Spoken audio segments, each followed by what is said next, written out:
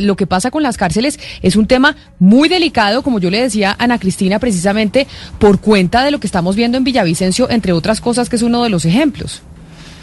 Pues Camila, el tema de las cárceles siempre ha sido un tema neurálgico en el país. Siempre ha habido, digamos, un hacinamiento. Hay 121.000 presos en Colombia, cuando las cárceles en Colombia tienen capacidad para 80.000 presos. Evidentemente, esto iba a ser un problema crítico en la pandemia del coronavirus y lo estamos viendo, como ya lo habíamos pronosticado. En la cárcel de Villavicencio, que tiene 1.773 reclusos, hay 657 ya contagios confirmados y evidentemente, pues no hay un sistema de salud dentro de la cárcel que pueda atender a los enfermos, Camila. Esto es una bomba de tiempo, Camila, porque al final, pues, el tema del hacinamiento, el tema del estado de cosas inconstitucionales declarado por la Corte ya hace unos años, pues evidentemente son todos los ingredientes perfectos para una bomba de tiempo, Camila. Así que hoy queremos tratar este tema para entender un poco qué puede hacer el gobierno, qué se puede hacer un poco para gestionar esta crisis. Julio César García es secretario nacional de uno de los sindicatos del IMPEC y precisamente por eso le pedimos que nos acompañara el día de hoy para hablar desde los sindicatos de los trabajadores del IMPEC, que nos cuente la realidad de lo que está pasando en las cárceles del país, no solo lo que estamos viendo en Villavicencio, sino en todas a nivel nacional. Señor García, bienvenido. Camila, muy buenas tardes, muchas gracias por darnos este espacio para contar un poquito desde nuestra perspectiva qué es lo que está pasando en las cárceles del país, el hacinamiento que tenemos, el abandono estatal en el que estamos de cuenta del Estado. ¿Usted es secretario de cuál de los sindicatos que tiene el IMPEC? Porque sabemos que el IMPEC es una de las entidades que más sindicatos tiene en el país.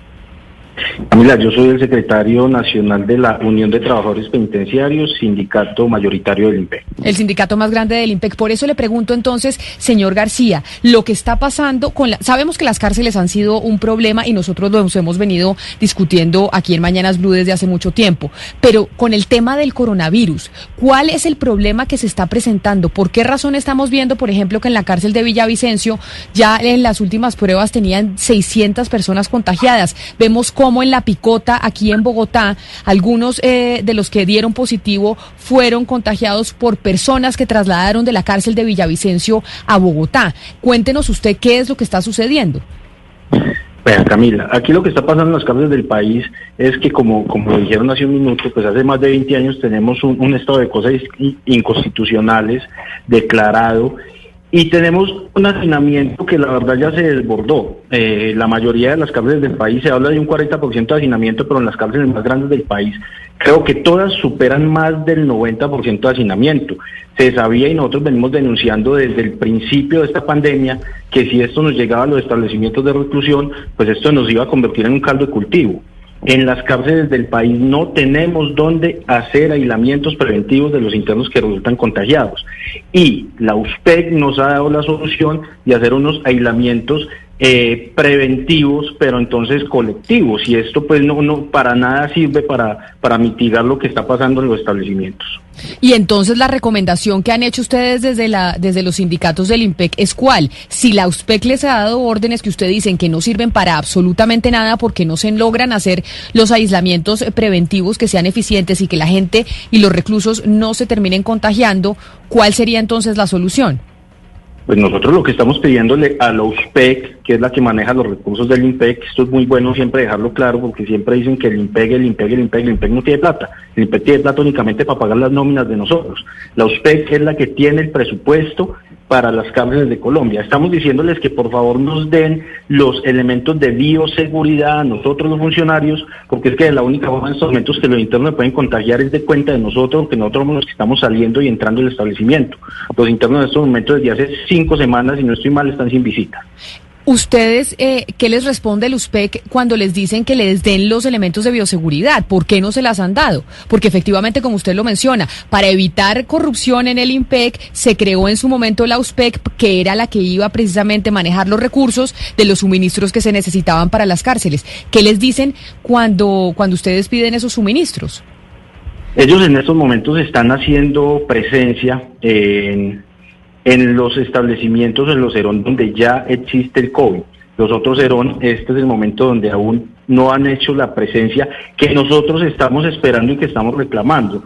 ¿Qué es lo que ellos dicen? Pues que el presupuesto no da, que el problema de contratación, que problemas de de licitaciones y todo esto, pero si estamos en este momento en una urgencia manifiesta, yo no entiendo por qué no se hace la apropiación de recursos para dotarnos de estos elementos. Es más, en una videoconferencia de poco, la Dirección General del INPEC y con la directora encargada de los PEC, ella manifestó que ella no tenía nada que ver con nosotros los funcionarios.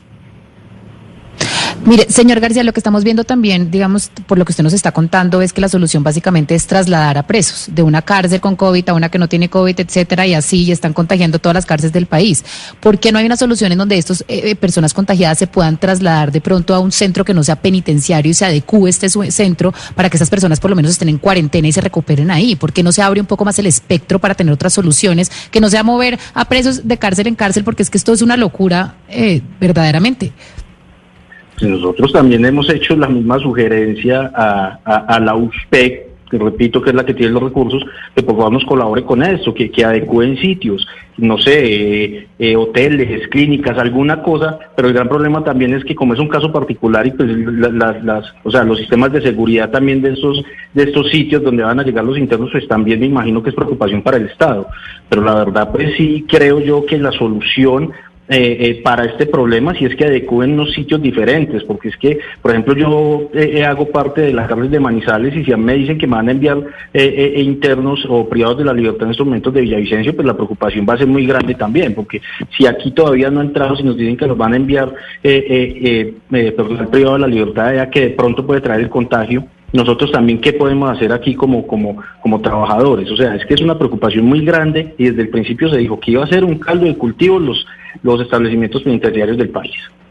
Precisamente para saber lo que viven las familias de los reclusos y para que nos cuenten un poco la historia que ellos han podido conocer de sus familiares que están privados de su libertad, nos acompaña Carolina, a quien le hemos cambiado el nombre por cuestiones de seguridad, y Carolina es familiar de una persona privada de su libertad en la cárcel Modelo de Bogotá. Carolina, bienvenida a Mañanas Blue, gracias por acompañarnos. Buenas tardes, ¿cómo se encuentran? Pues Carolina, hablando de la bomba de tiempo que puede ser el tema de las cárceles en el país, y como usted pues ha vivido esa realidad por cuenta de su familiar, quiero que nos cuente qué es lo que le ha dicho su familiar, qué es lo que se está viviendo dentro de las cárceles o, por ejemplo, en este caso en la Modelo.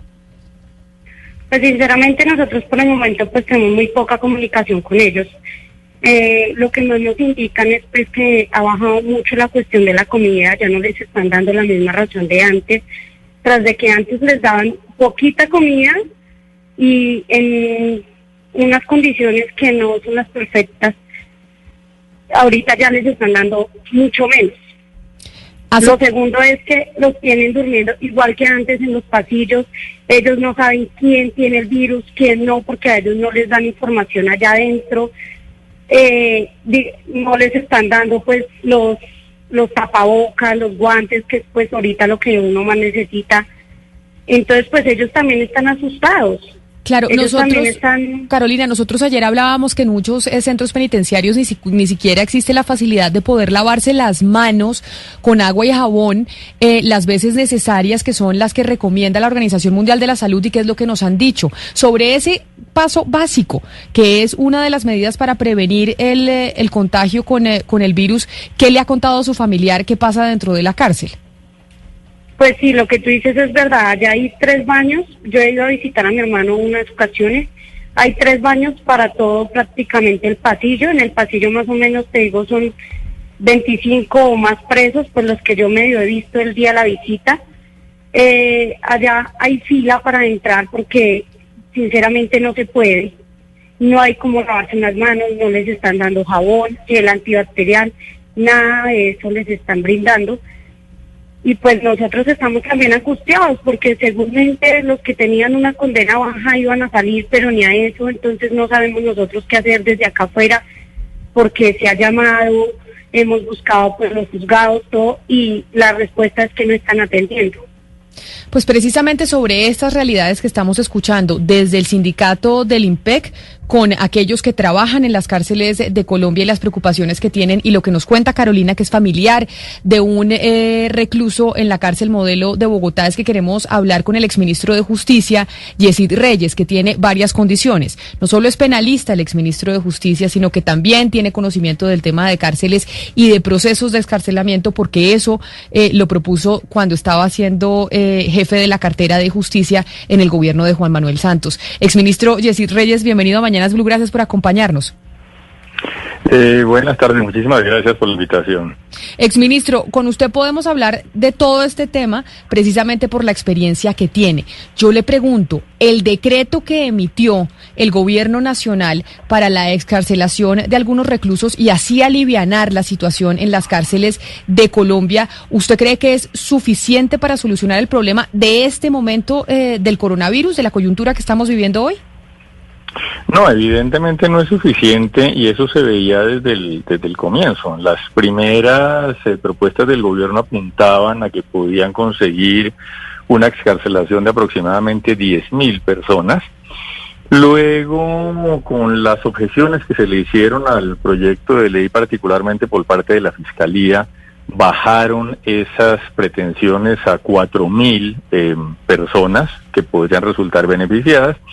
Expidieron un decreto que tiene muchísimas limitaciones, tiene tantas limitaciones ese decreto, que es más fácil salir en muchos casos aplicando las normas que tiene ordinarias el Código de Procedimiento Penal que aplicando el decreto.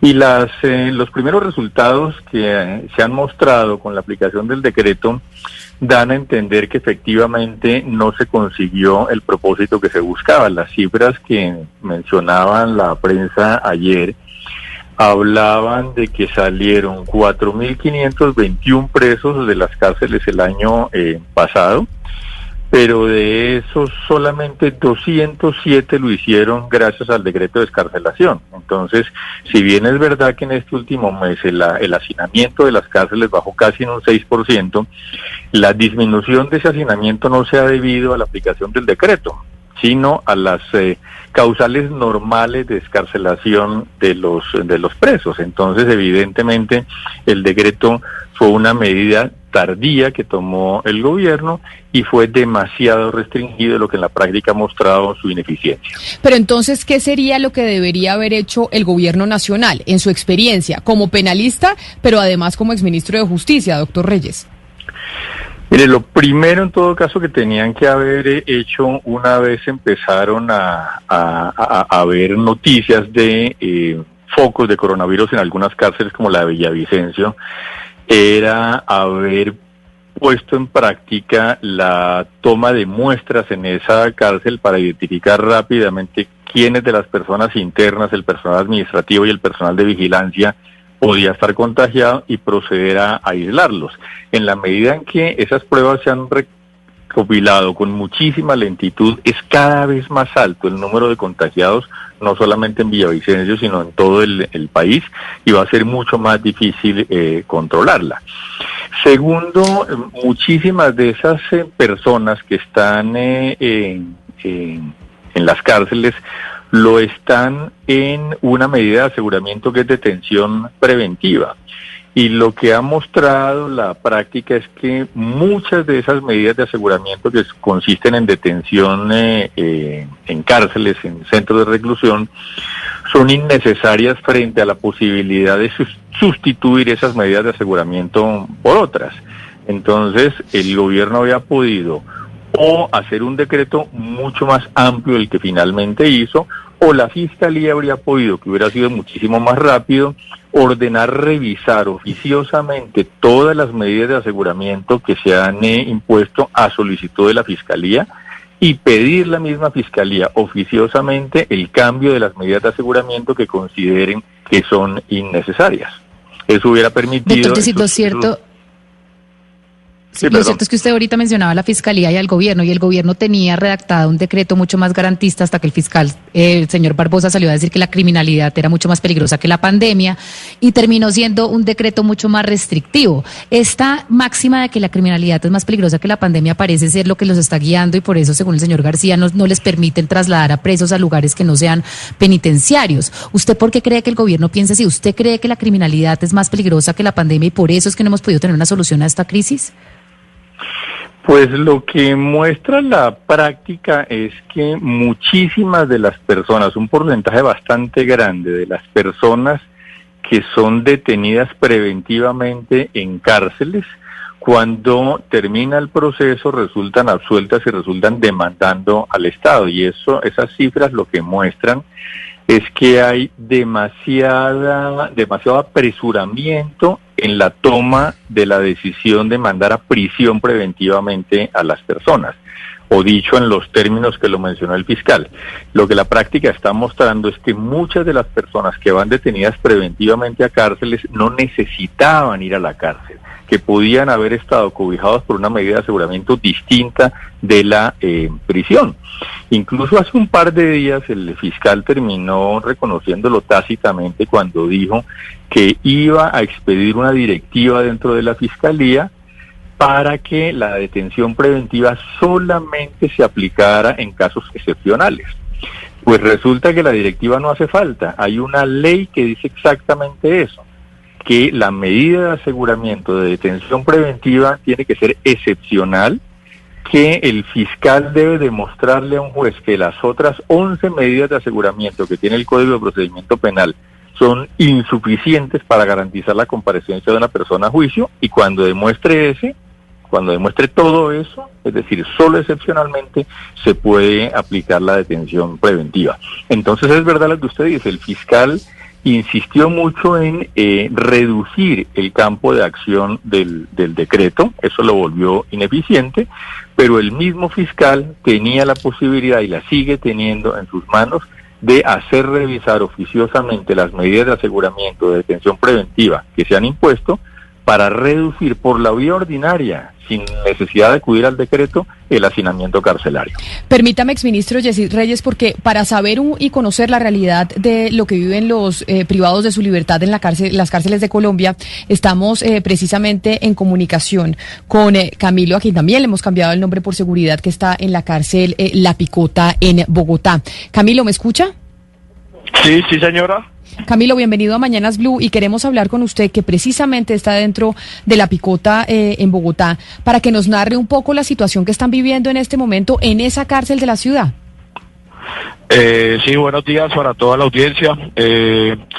Muy buenos días para el ministro. Quería explicarle realmente, pues, todo lo que ocurre en estos momentos dentro del penal es prácticamente un caos total, hacinamiento total. La alimentación que se nos brinda en estos momentos, los primeros auxilios como en sanidad, no se prestan totalmente. En estos momentos sufro de una parálisis facial. Hace una semana tuve una audiencia de vencimiento de términos. Realmente tengo los términos vencidos. La juez que se encargó del proceso mío me negó la salida, aduciendo que tenía 44 días pasados. No nos están, realmente las leyes que se están dando para el deshacinamiento de las cárceles no están siendo reales, solo se están viendo dentro del noticiero, ¿no? ¿Y por qué no están siendo, claro, Camilo, por qué no están siendo reales? Es decir, ¿qué es lo que ustedes ven dentro de la cárcel y sus compañeros de celda o sus compañeros de patio, de por qué no están pudiendo someterse al decreto que emitió el Ministerio de Justicia para las excarcelaciones? Acá llegaron las personas del IMPEC a decirnos, pues, que los supuestos que iban a salir pidieron los documentos a cada persona, los que tienen problemas de insuficiencia renal, coronarios, bueno, todo lo que dice realmente la ley, ¿no? Al día de hoy no ha salido el primero. Tengo personas que pues si en otra entrevista de pronto se pudiera exponer nuevamente el tema, podría reunir a todas estas personas para darles lo de las historias clínicas, ¿no? Que es lo más importante para tener en cuenta en este proceso del deshacinamiento de las cárceles. Claro, pero cuando llegan los funcionarios del IMPEC, ¿cuáles son las instrucciones? ¿Cómo es el modus operandi para definir quiénes salen y quiénes no? El modus operandi de lo que ellos dicen es las personas que tienen problemas de salud, que son crónicos, personas que ya tienen las 3/5 partes cumplidas, también hablan de los que ya tienen la pena cumplida, y la verdad lo que se deja en el limbo son las personas sindicadas, ¿no? Que por ende no debemos de asumir todo el peso de la administración de justicia, como me ocurre en estos momentos, al encontrarme pues privado ilícitamente de la libertad, porque ya cumplí con el tiempo. Estoy sindicado, llevo 13 meses y en estos momentos no se define todavía la situación, ni la mía ni la de muchos de los internos que estamos en estos momentos acá, y pues tenemos la verdad mucho miedo de este brote de pandemia, ¿no? Que la juez en el caso mío por lo menos aduce de que el brote de la pandemia es un caso de fuerza mayor, lo aduce con el inciso 3 del artículo 317, y lo que hace es por lo menos condenarme sin necesidad de estarlo, ¿no? Porque prácticamente me voy absuelto de este proceso y sin embargo debo seguir corriendo con el proceso dentro de la intramural. Pero, exministro de Justicia Yesid Reyes, situaciones como esta que nos narra Camilo, pues son las que se viven en todas las cárceles del país. Y esta situación es básicamente por lo difícil que quedó en el decreto que se den las excarcelaciones, que era lo que usted nos explicaba. Exactamente, los requisitos para conceder esa excarcelación, para que pasen a domiciliaria las personas, especialmente las sindicadas, como decía esta persona que hablaba, son muy reducidas en el decreto, y por eso es tan bajo el número de personas que han logrado beneficiarse del decreto. Por eso le decía que en el último mes han salido más personas de las cárceles con aplicación de la legislación ordinaria que con aplicación del decreto. Entonces el decreto tenía que haber sido mucho más amplio, pero bueno, si quedó ya como quedó y está dificultando la salida, el Estado debería estarle prestando muchísima más atención al seguimiento de los brotes de coronavirus en las cárceles, aumentando el número de pruebas para saber qué personas están infectadas y buscando la forma de aislar las personas que están ya infectadas con el virus y los que tuvieron contacto con ellas. Claro, exministro. Bueno, antes que nada, felicitarlo por lo elegante que está saliendo hoy y nos está recibiendo a pesar de la pandemia, ¿no? Es el primer entrevistado que sale súper elegante de corbata y eso.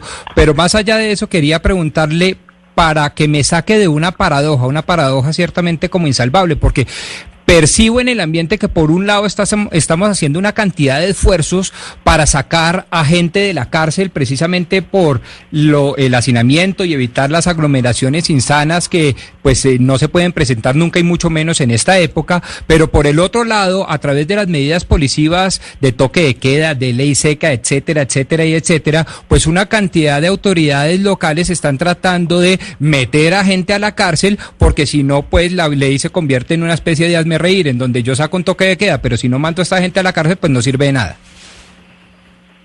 A mí me parece que es equivocada la idea de estar persiguiendo penalmente a las personas que violen las medidas de confinamiento. Los informes que tiene la policía de la cantidad de personas que han violado el confinamiento, que son más de 200,000, pues serían inmanejables desde el punto de vista del derecho penal. Usted se imagina la Fiscalía procesando 250,000 personas ahorita, que es la cuarta parte del número de denuncias que le suelen llegar anualmente a la Fiscalía. Las penas que tienen esos delitos son penas que pueden dar lugar incluso a que las personas terminen o en detención preventiva o pagando pena al final.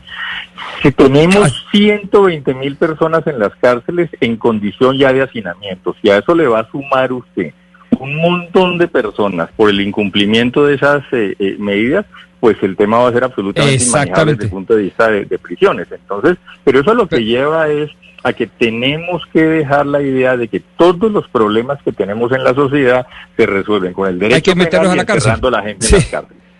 Claro, pero venga, ministro, es que se lo digo y usted ha dado en el clavo precisamente por una discusión supremamente pública y publicitada entre, por ejemplo, el fiscal general de la Nación y ciertos alcaldes y cierta alcaldesa muy notoria en la alcaldía de Bogotá, en donde se está judicializando unas conductas que nunca debieron ser judicializadas, pero la respuesta del fiscal general es, pues yo no hago la ley, yo simplemente la cumplo y ahí está, y entonces en consecuencia, pues a mí me toca salir a perseguir a los más de 200.000 compatriotas que han violado estas medidas de seguridad y sanitarias.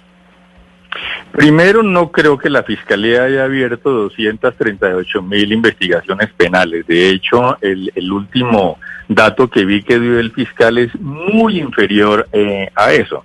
Eso significa que no están procesando a todas las personas que violan el confinamiento, sino que están seleccionando a unas personas con algún criterio, y eso ya es violatorio de la normatividad penal. Pero segundo, el manejo de una pandemia es muchísimo más complejo que el manejo de una epidemia, que por cierto es lo único que sanciona el Código Penal colombiano. Las medidas que buscan evadir el control de epidemias, sino el que buscan evadir control de pandemias. Piense usted en que ahora las personas pueden salir 30 minutos, los niños de 16 años en adelante pueden salir 30 minutos 3 veces a la semana. Si una persona de 18 años sale 35 minutos, hay que judicializarla, el fiscal le va a abrir una investigación penal. Usted tiene derecho a hacer deporte a 1 kilómetro de su casa. El fiscal le va a abrir una investigación penal al que esté trotando a 1.050 metros de su casa. Eso es absurdo, es irracional y es una forma equivocada de ver el derecho penal. Es volver a lo que le decía hace un momento, a la vieja idea de que todos los problemas de la sociedad se arreglan metiendo a la gente a la cárcel. Pero doctor Reyes, cuando se pone en riesgo la salud pública y la vida de otras personas, como por ejemplo ha sucedido personas contagiadas con COVID-19 que han salido a la calle desatendiendo la orden de cuarentena obligatoria, allí eso sí, ¿usted cree que ameritaría un proceso judicial en contra de estas personas? Yo creo que hay correctivos desde el punto de vista policivo, como las multas, por ejemplo, o como las reconvenciones, pero mire, si usted mete una persona que salió a la calle y se cruzó con 2 transeúntes más, supongamos que realmente los puso en peligro de estar contagiados.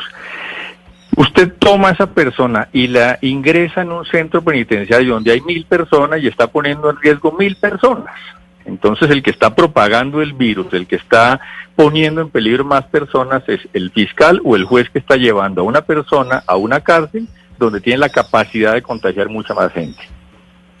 Señor García, con respecto a esas personas que entran y salen a la cárcel, pues una de las inquietudes que tienen las familias de los privados de la libertad es la trazabilidad o cómo se sabe dónde están los distintos personas que hacen parte del personal de custodia, cuando entran y salen, cómo se sigue el lugar a donde están yendo, cómo lograr hacer un cerco epidemiológico si no se sabe, o si es que sí se sabe, el camino que siguen estas personas que están en las guardias. Ese es justamente lo que decía yo que tenía que haber sido la primera medida del gobierno, el control de las personas que están en cárceles donde hay focos de coronavirus. Antes que pensar incluso en el decreto de excarcelación, tenían que haberse concentrado en el manejo de las personas que están en prisión, bien sea los que están detenidos legalmente, los que son guardianes, los que son personal administrativo. A ellos tenían primero que haberles hecho prueba lo más rápidamente posible y segundo, seguimiento para tener un control de las personas que están contagiadas y pueden contagiar a los demás. Eso hubiera sido muchísimo más rápido y muchísimo más eficiente. Ya en este momento no es que no se pueda hacer, pero estamos ya en casi 700 casos de contagiados en las cárceles y va a ser cada vez más complicado hacer ese seguimiento que usted dice que de todas formas debería intentar hacerse. Es que de todas formas los establecimientos de reclusión se quedaron muy cortos en este momento, donde todavía nos están haciendo un tamizaje al ingreso, donde nos están preguntando que si venimos del exterior, que si tuvimos contacto con alguien que haya llegado del exterior. O sea, Creo que según protocolos ya van como en el sexto tamizaje, y dentro de los protocolos de los establecimientos de reclusión todavía nos quedamos el primero. Entonces nos preguntan si hace poco estuvimos en el exterior, si hemos tenido contacto con alguien que haya venido del exterior. O sea, igual el tamizaje es ridículo, y más si nos colocamos a mirar que hablan de que cerca del 80% de los que puedan tener este virus son asintomáticos. O sea que es decir, señor García, usted está diciendo que ni siquiera les hacen, pues digamos, les chequean la temperatura, les hacen algún control al entrar, simplemente les hacen unas preguntas y le dicen, usted ha estado con alguien contagiado, y lo dejan entrar así nomás. O sea, evidentemente no hay ningún interés por parte del Ministerio de Justicia o del gobierno de que ustedes entren a estos establecimientos libres del virus. Desde hace más o menos 8 días tienen los termómetros estos a distancia, y nos están haciendo pues midiéndonos la temperatura. Esto está pasando desde hace 8 días, pero es que esto va mucho más allá, y es lo que nosotros hemos dicho. Ejemplo, todas las cárceles de Colombia tenemos internos en los hospitales. Estas personas que están yendo a los hospitales en este momento están yendo con el uniforme. El hospital volvían al establecimiento de reclusión por una sugerencia que hicimos nosotros como trabajadores. Digamos, como hicieran un bloque de funcionarios que fueran del hospital, casa hospital, para que no estuvieran en los centros de reclusión, para que no vinieran, pero eso se tomó hace 4 días. Antes prestaban los servicios en el hospital, y se venían del hospital y seguían prestando los servicios dentro de los establecimientos como si nada estuviera pasando. Gonzalo, ¿qué están diciendo los oyentes, que yo los veo participando en las redes sociales? Obviamente que genera polémica el tema de las excarcelaciones. Pues Camila, le tengo algunos comentarios que nos llegan a través de nuestro Facebook Live para que los oyentes que nos están escuchando también se conecten. Camilo Celis dice lo siguiente: preocupados por los presos y las personas que están aguantando hambre y los médicos sin medios para trabajar. Creo que hay cosas más importantes antes que hablar de este tema e invertir tiempo y las noticias. Por otra parte, Luz Nelly dice lo siguiente: esta responsabilidad es del IMPEC. En Villavicencio el municipio no puede asumir todo. El IMPEC tiene presupuesto, lo que pasa es que se los roban. Y por último, nos comenta Ricardo AHC, y la pregunta va hacia el exministro. Ya se ha comprobado que cuando salen de las cárceles llegan a violar a la hija o a la hijastra y a pegarla a la mujer. ¿Qué es mejor, que se queden en la cárcel cumpliendo su pena o que salgan a seguir delinquiendo? Y exministro, esta pregunta también la quiero conectar con la situación que se está viviendo en Argentina y en otros países de América Latina, en donde la gente está caceroleando, en donde la gente le está está criticando ferozmente esa decisión de sacar a algunos presos a la calle. ¿Usted cree que se debe mantener adentro o hay que sacarlos? Obviamente esto no tiene una respuesta absoluta, ni todo el mundo tiene que permanecer dentro de la cárcel si en algunos casos es innecesario, ni todo el mundo tiene que estar fuera. Justamente lo que dice el Código de Procedimiento es que para garantizar que una persona comparezca a juicio, que es básicamente la finalidad que tiene la detención preventiva, que una persona comparezca a juicio y que no siga delinquiendo, el juez puede tomar una de 11 medidas distintas. Y en Colombia, la mayoría de los fiscales piden una de las 11 medidas, que es la detención preventiva, que es la que debería usarse solamente en los casos extremos. Como eso no suele ocurrir, entonces en las cárceles hay gente que debería estar ahí, sin ninguna duda, pero también hay gente que no debería estar ahí. Esa gente que no debería estar ahí, cuando resulta absuelta, demanda al Estado precisamente por haberla privado de la libertad innecesariamente, y el Estado suele ser condenado por esa privación ilícita de la libertad. Eso hoy en día vale alrededor de 25 billones de pesos. Los contribuyentes pagamos 25 billones de pesos por personas que detuvimos sin que la fiscalía detuvo, que un juez detuvo, sin que hubiera razones suficientes para detenerla. Eso muestra el abuso de la detención preventiva. Entonces, por supuesto que no todo el mundo tiene que estar en libertad, pero también es cierto que se está abusando del uso de la detención preventiva. Sí, pero si eso se hubiera controlado desde el comienzo, los niveles de hacinamiento en las cárceles hoy serían mucho más reducidos y el control de la pandemia hubiera sido más fácil. Pero a propósito de eso que está diciendo, ministro, mire, en estas cuarentenas se ha descubierto que se ha incrementado el maltrato de género, la violencia intrafamiliar. ¿Qué pasaría cuando muchos de algunas de estas personas que han sido escarceladas o que podrían ser escarceladas llegan a su casa a maltratar a su compañera y no puede sino tenerse ella, la persona, en este caso digamos la mujer, tener que aguantarse al maltratador dentro de su casa porque éste ha sido escarcelado? Eso significa que esa persona ha cometido un nuevo delito y tendría que volver a ser procesada y probablemente sí termine en prisión por la comisión del nuevo delito. Y por supuesto, cuando el juez tiene que evaluar a qué persona les va a dar libertad y a cuál les va a mandar al domicilio, uno de los criterios que debe tener en cuenta es precisamente eso. Si la persona está detenida por maltrato intrafamiliar, pues sería absurdo que el juez dispusiera cambiarle la detención intramural por una detención domiciliaria, es decir, enviarlo a la misma casa donde golpeó o maltrató a la mujer y que por esa razón es precisamente que está en la casa. Cuando usted era ministro de Justicia y usted planteó esta posibilidad, el entonces fiscal Néstor Humberto Martínez se opuso. En esta oportunidad, frente a un primer borrador de decreto, el fiscal Barbosa se opuso cuando el decreto era mucho más permisivo a la hora de que la gente pudiera salir de las cárceles. ¿Por qué los fiscales siempre terminan oponiéndose a esto? Porque la sensación de justicia la están transmitiendo a través de las detenciones preventivas. Fíjese usted que la Fiscalía pocas veces da noticias sobre personas condenadas. La Fiscalía da muchísimas noticias sobre personas detenidas preventivamente. Eso transmite una sensación de eficiencia de la Administración de Justicia, transmite una sensación de seguridad y por eso lo utilizan con tanta frecuencia los fiscales. Lo que nunca dicen, por ejemplo, es que muy buena parte de esas personas termina luego en libertad, demandando al Estado y el Estado pagando por esas detenciones ilegales. La segunda causa de condenas al Estado en Colombia, a veces es la primera dependiendo del año, es precisamente la de las detenciones ilegales. ¿Cuánto le cuesta a Colombia al presupuesto nacional cada uno de los presos? ¿Usted tiene esas cifras o no las tiene tan claras, exministro? Eso vale más o menos como 1 millón de pesos mensuales.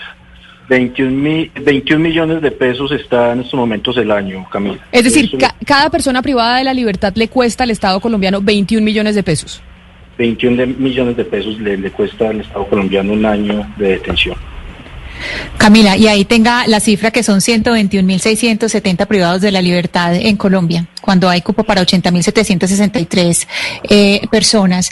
Yo le quisiera hacer una pregunta al señor García, y es sobre las condiciones de salubridad en las cárceles. Son 134 cárceles las que hay, pero por ejemplo en la cárcel de El Pedregal de Medellín hay horas en que no hay suministro de agua. ¿Usted qué sabe, si tiene datos sobre las condiciones de salubridad y de servicios básicos en los penales del país? Hay muchas cárceles en estos momentos que no tienen siquiera, como usted lo está diciendo, el suministro de agua. O sea, es que las condiciones de salubridad dentro de los establecimientos, la verdad es que, o sea, son salidos de cualquier ápice de cordura. En estos momentos, no más mirar la sobrepoblación, el hacinamiento, donde yo le puedo hablar, coloco de ejemplo mi cárcel de Manizales, donde en un sitio, en un espacio de 1,80 por 2 metros, tienen que convivir hasta 4 internos. O sea, no más eso, coloquen a pensar, donde no tienen baños dentro de las celdas y les toca que hacer sus necesidades en bolsas y el otro día salir a botar estas bolsas en canecas, donde tienen que llegar las visitas conyugales y tienen que hacer nichos, dividir la celda en 4 para tener sus relaciones con su pareja dentro de este sitio. O sea, es que las condiciones de salubridad dentro de los establecimientos de Colombia son la verdad, son lamentables, y la violación de derechos humanos sistemática a las personas privadas de la libertad en los establecimientos de reclusión. La verdad, esto es, ya pasó el límite. La verdad, yo no sé cómo podemos mejorar esto. Tenemos 50 años de atraso y no sé cómo lo podemos mejorar en los próximos 5, 6, 7, 8 años. Creo que pasarán décadas y esto seguirá igual. Y eso, señor García, dice tanto de nuestro Estado, porque al final como tratamos a nuestros presos es como de verdad nos concebimos como Estado de Derecho. Pero mire, señor García, después de lo que pasó en la Modelo, pues quedó un poco en evidencia también la vulnerabilidad en la que ustedes están como guardias dentro de las mismas cárceles. Estos motines, digamos, al final también los afectan a ustedes. ¿Usted cree que con esta crisis y pues el justificado, además, desespero en el que están los presos en Colombia, se podrían dar más motines en los próximos meses o días? La preocupación de nosotros es que esto vuelva a suceder y si sigue este abandono estatal en el que tienen las personas privadas de la libertad en Colombia, no sería sorpresivo de que pase. O sea, es que empezando porque le estamos diciendo mentiras, empezando porque cuando salimos al decreto de excarcelación, como lo dijo el ministro muy bien, empezaron diciendo de 15.000 personas, después hablaron de 10.000, después hablaron de 4.000, y le voy a dar una cifra exacta. Por ejemplo, lo que está pasando en Caldas. En Caldas son 2.851 internos que hay, y a este momento, gracias a ese decreto, han salido 6 de 8 establecimientos, o sea, ni siquiera uno por establecimiento. En Manizales tenemos un 100% de hacinamiento, 1.400 internos, y según la perspectiva que hay, saldrán 28 internos, o sea, ni siquiera el 2%. Y eso salieron a decir que este iba a ser la solución, que un decreto de descarcelación donde iban a salir más de 10.000 internos, y los internos estaban esperando ansiosos que saliera este decreto. Cuando sale el decreto, pues claro, la preocupación que tienen es mucho más grande porque vieron que no les cumplieron en nada lo que le estaban diciendo. ¿Ustedes tienen temor, señor García, que acá lo que pueda terminar pasando, y ya lo estamos viendo, son muertes masivas en las cárceles de Colombia por falta precisamente de las medidas necesarias para evitar que eso suceda? ¿Ustedes creen que eso puede llegar a pasar? Es lo que le estamos pidiendo al Estado, que por favor no deje que esto pase, porque es que esto es un problema para el personal privado de la libertad, para los funcionarios, para nuestras familias. En Villavicencio, uno de los muertos que hay en este momento es la esposa de un compañero nuestro, del presidente de nosotros allá. El compañero llevó el virus a su casa y la señora murió la semana pasada de COVID-19. O sea, es que esto es un problema macro que el Estado de pronto no le está colocando la atención que le debería de colocar, que es que, repito, esto es un caldo de cultivo, por el hacinamiento que es un caldo de cultivo. Entonces no sé la verdad las soluciones que tenga el Estado en estos momentos, pero sí le estamos pidiendo a gritos, nosotros como empleados y el personal privado de la libertad, que atiendan lo que está pasando dentro del establecimiento de reclusión del país. Pero por eso, exministro Yesid Reyes, cuando la gente pregunta, porque muchos oyentes yo los estoy viendo y diciendo, pero ¿por qué nos tiene que preocupar la población carcelaria? ¿Por qué no nos preocupamos por otro tipo de población? ¿Qué le tenemos que responder precisamente? Y quiero que usted se lo responda además desde la academia. Tenemos que preocuparnos por todos, por supuesto, pero las personas que están detenidas, que están privadas de la libertad, siguen siendo seres humanos, siguen siendo ciudadanos y siguen siendo titulares de derechos fundamentales, y entre esos derechos fundamentales está el derecho a la salud. Y esos derechos fundamentales, en la medida en que se trata de personas que están privadas de la libertad, tienen que tener atención prioritaria del Estado, precisamente porque ellos no pueden buscar condiciones más favorables para pasar este tiempo. No escogen el sitio donde duermen, no escogen el sitio donde pueden pasear, no escogen el sitio donde comen. Desde ese punto de vista están en una situación de desventaja frente a las demás personas, y por eso el Estado no puede desampararlos. El Estado debería intervenir prioritariamente en la situación carcelaria. Si no interviene rápidamente y muchas de esas personas terminan enfermas de gravedad, va a tener en todo caso que sacar esas personas de las cárceles y llevarlas a clínicas o centros de salud donde tengan que atenderlas. Eso sin contar con la gente que pueda morir. Entonces, ¿por qué no comienzan a identificar rápidamente los casos que son susceptibles de aislamiento y a buscar sitios adecuados para ese aislamiento? Pero entonces ahí tenemos, nos decía Ana Cristina, 40.000 presos más o menos de sobrepoblación en las cárceles de Colombia tenemos. Y ya para terminar, exministro, y es entonces, ¿cómo puede manejar? Es decir, tenemos 40.000 presos de sobrepoblación, ¿en dónde se pueden aislar aquellos que encuentren y se determinen que dieron positivo de coronavirus? Claro, hay que buscar el sitio, porque es que si se agravan van a tener que llevarlos a clínicas, es decir, el sitio va a tener que aparecer en el momento en que estén en un estado de salud grave. ¿Por qué van a esperar a que estén en un estado de salud grave para que los sitios aparezcan? Entonces, la Picota, por ejemplo, es un sitio que tiene muchísimo terreno todavía disponible. ¿Por qué no comenzar a acondicionar, o por qué no comenzaron a acondicionar hace algún tiempo un sitio en los terrenos de La Picota donde pudiera aislarse ese tipo de personas? Acacias Meta, por ejemplo, es otro sitio que tiene muchísimo espacio disponible. ¿Por qué no acondicionan sitios en donde se puedan tener esas personas? Yo creo que soluciones hay, y como le digo, si finalmente personas de estas terminan graves de salud, que requieren un tratamiento intrahospitalario, van a tener que encontrar sitios a donde trasladarlos. Es mejor buscarlos antes de que eso ocurra. Doctor Reyes, en el pasado se acondicionó, por ejemplo, en Cali una bodega de el antiguo ferrocarril para llevar allí algunos internos sindicados de la cárcel Villahermosa. ¿Eso se podría hacer? ¿Buscar bodegas, no sé si guarniciones militares desocupadas o ese tipo de instalaciones?